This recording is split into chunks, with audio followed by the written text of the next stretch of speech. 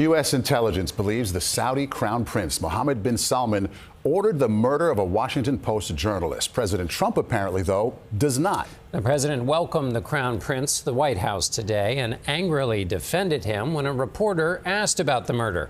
Here's Nancy Cordes.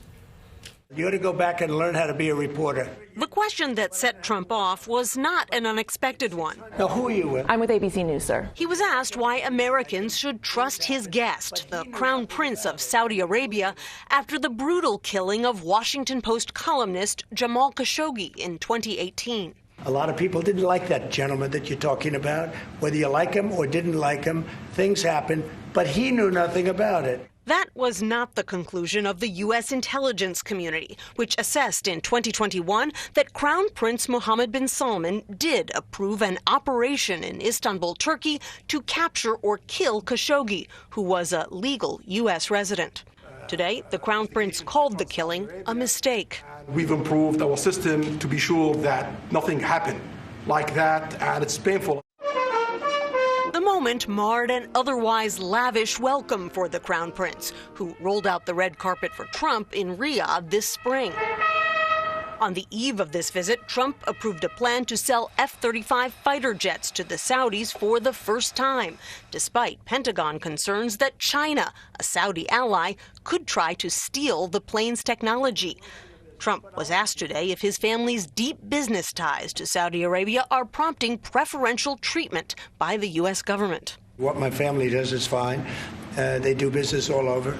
They've done very little with Saudi Arabia, actually. I'm sure they could do a lot. They already do a lot. In September, a Saudi-backed developer unveiled plans for a $1 billion Trump Plaza development in the seaside city of Jeddah. Just yesterday, the Trump Organization announced a licensing deal with Saudi investors to build a luxury hotel in the Maldives.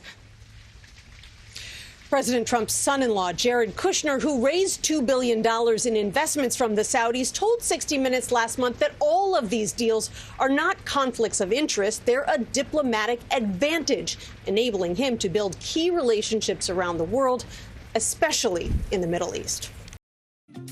Welcome back to Takeout. Saudi Crown Prince Mohammed bin Salman's visit to the White House, yet another example of Saudi Arabia aiming to strengthen its relationship with the United States.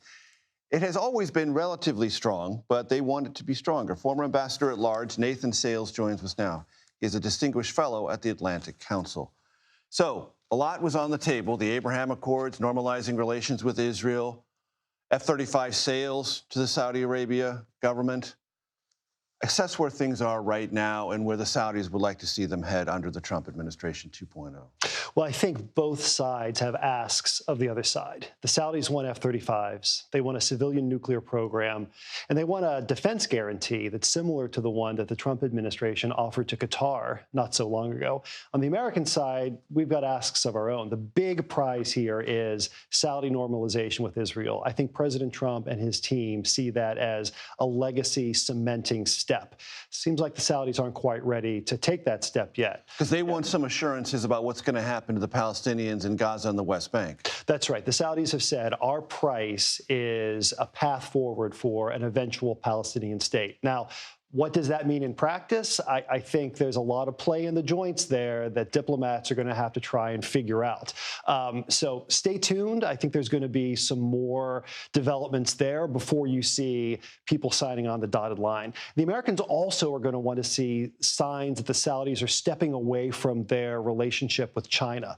Last month, the People's Liberation Army Navy conducted joint exercises with the Saudi military. That's not a good sign. We do not want to see our chief geopolitical rival, the Communist Party of China, making inroads with a long-standing ally of the United States. So demands, requests, asks on both sides, that's why you do diplomacy. That's why you sit down face-to-face to talk through differences of opinion, but also areas of shared cooperation. The United Nations Security Council approved the Peace Council headed by President Trump for Gaza and the West Bank.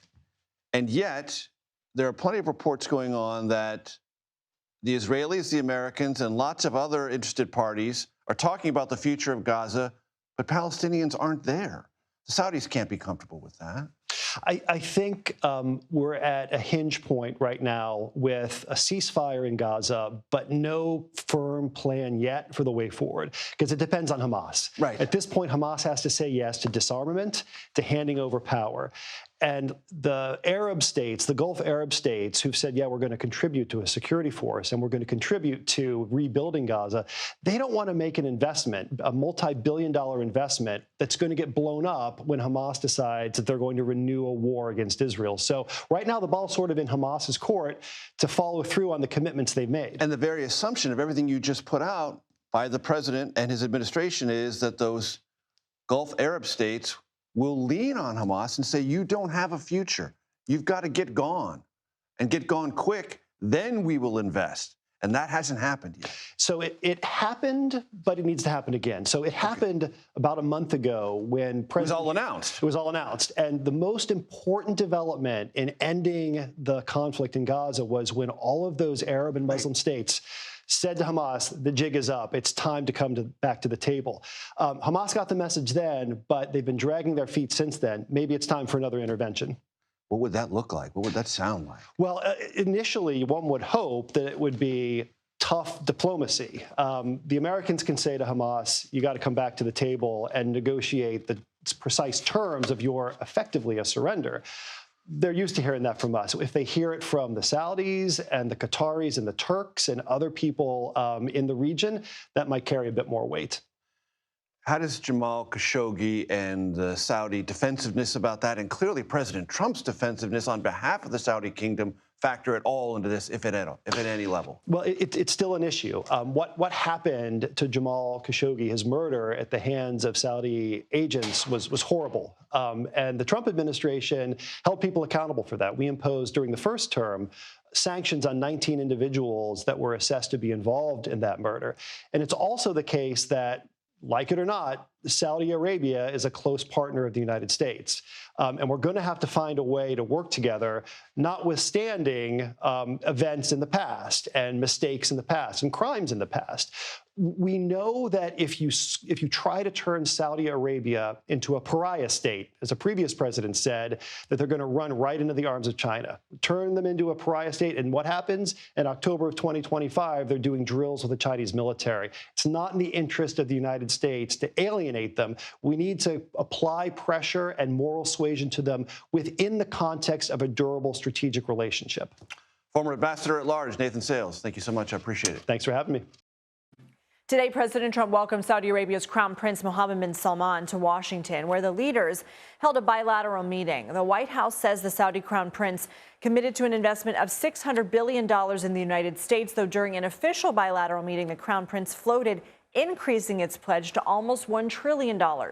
We wanted to take a look at some of the current economic connections between the U.S. and Saudi Arabia. Last year, the two countries traded a total of about $40 billion in goods and services. The U.S.'s top exports to the country include machinery like turbojet engines and vehicles, while Saudi Arabia's top exports to the U.S. include fertilizer and organic chemicals. When it comes to direct financial investment, which involves Saudi individuals or businesses investing cash directly into a U.S. business, that figure is about $16.3 billion, according to the U.S. Department of Commerce. It includes funding sectors like transportation, real estate, automobiles, communications firms, and financial services. Saudi Arabia's government has also invested directly into U.S. companies through its Sovereign Wealth Fund. The fund is essentially a giant portfolio of stocks, bonds, real estate, and other monetary assets controlled by Saudi Arabia's government that it can invest, similar to how you would invest your 401k. It's worth an estimated $925 billion and is controlled by bin Salman. According to the fund, 40% of all of its global investments are directed to the U.S., whether that's through companies or by purchasing goods and services.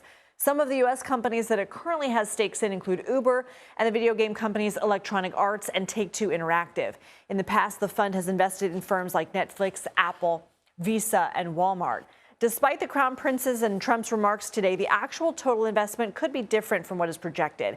For example, in 2017, during Trump's first term, he stated there was a $110 billion defense agreement between the two countries.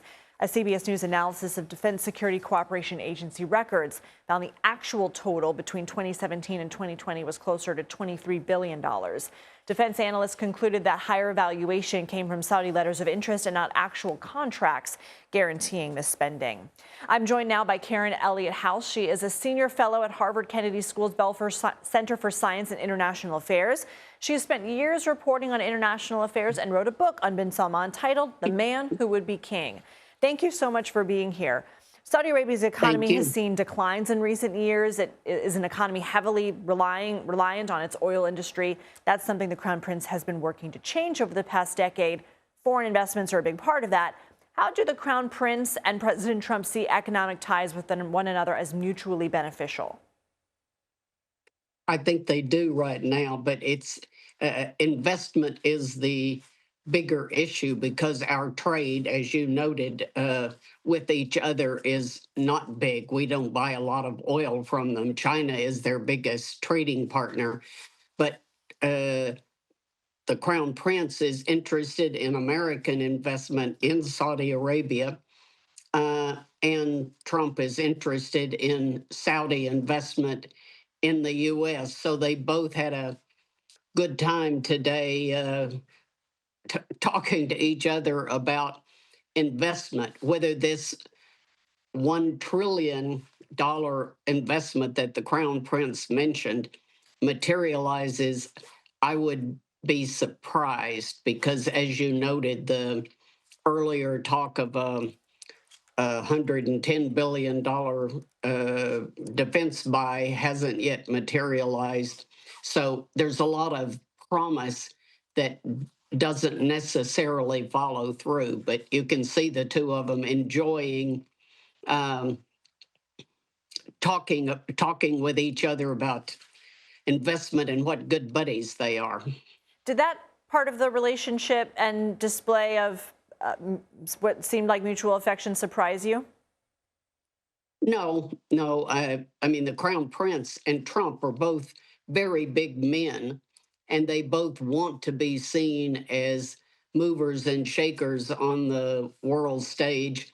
They met initially when the Crown Prince was here early in Trump's first presidency, when Angela Merkel got stranded in New York in a snowstorm. And so Mohammed bin Salman came to lunch with the president instead of Angela Merkel. And they clearly do enjoy each other's company, and I think understand that each of them at some level is playing the other a little bit. You've been covering Saudi Arabia for years and watching bin Salman's transformation. What was your takeaway in watching him? In his country or today? Both. I mean, watching him in Saudi Arabia, he has very much transformed the country. He comes across as a charismatic, confident, and natural person. Not all. He's not normally wearing that formal bish that he had on today. He's usually just wearing a white thobe and nothing on his head, and just talking to you like a normal person. That's what's most interesting about him. All right, Karen Elliott House, thank you so much for your time. Earlier, I spoke with Jamal Khashoggi's widow, Hanan Atalar Khashoggi, about President Trump's remarks downplaying the Crown Prince's role in the killing of her husband. Here's our conversation. When you saw what happened at the White House today in the Oval Office, what was your gut reaction? I did feel disappointed by describing my husband in this way and the kind of justify the crime. There is nothing to justify the crime, even if you don't agree or like certain person because of his opinion or vision for his country. To say he's controversial and he's unlikely, it does not give anyone right to just kidnap him, torture him, kill him, and dismantle his body. Yes, and it did hurt me a lot. And it's taken away as well. It's look like taking away the freedom for the journalists to do their job. And it will be... To ask the question. To ask the question. And it will be, what is the difference then between U.S. and any dictatorship Middle Eastern country? We'll get to what the Crown Prince said in a moment, but the president, referring to the Crown Prince, said he knew nothing about it. How did you react when you heard the president say that? It was so devastated for me as well, because the Crown Prince himself, he did accountability in 60 Minutes interview in 2019. He said, I'm responsible as a leader, but he did not do anything beyond that. He admitted verbally. He took responsibility verbally, but he did not take any action to show the world there is a rectifying of this crime. I'm talking about the action should be taken, transparent trial for the 18 man who performed the crime. And I did not receive an official apology myself as a wife. They destroyed my life, they taken my lover, and they killed me with my husband. I have 7 years of hell, sir. And they did not even look after me, and they used the spy material in me before I fled from Middle East to US. All of this not being rectified. If he take accountability verbally in 60 minutes, there is things need to be done to show really he's accountable for it. There is an action behind this verbal accountability, which did not happen. You just said 7 years of hell. It is. What do you mean by that? It destroyed my life. They inverted my life, infiltrated my devices. They watched Jamal through me. This is what I discovered when I came to America after I cooperated with the Pegasus project with the Washington Post. They seek my help, which is I did help. And I discovered they was watching me since 2017. Away before they killed Jamal, to track him, because we saw... The Saudis were watching you? Emirati, by Bush. I grew up in Dubai, okay. Yes. But in collaboration with the Saudis? Absolutely, absolutely.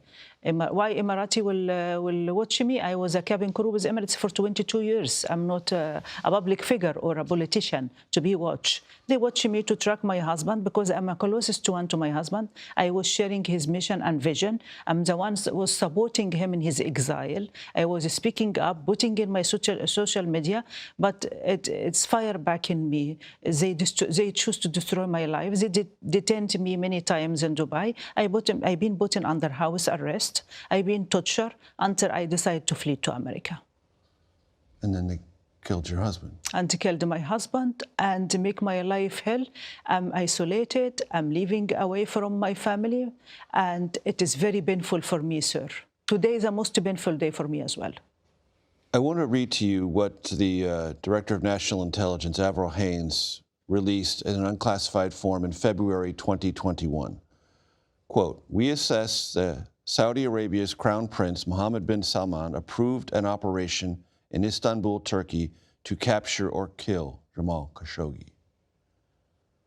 We base this assessment on the Crown Prince's control of decision-making in the kingdom, the direct involvement of a key advisor and members of Mohammed bin Salman's protective detail in the operation, and the Crown Prince's support for using violent measures to silence dissidents abroad, including Khashoggi. That's the U.S. government. How do you know this?